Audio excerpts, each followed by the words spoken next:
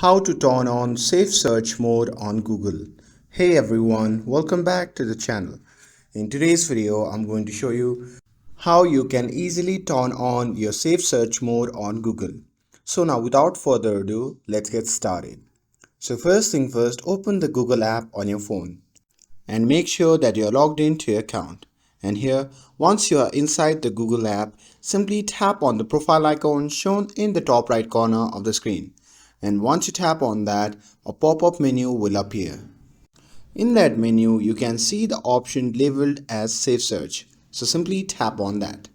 Now here inside this section, it's set to off. But to turn on Safe Search mode, you can either tap on Filter or Blur.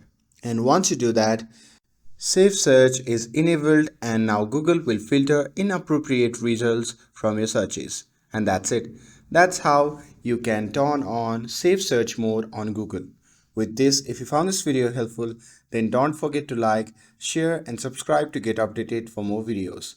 Thanks for watching and I'll see you in the next video.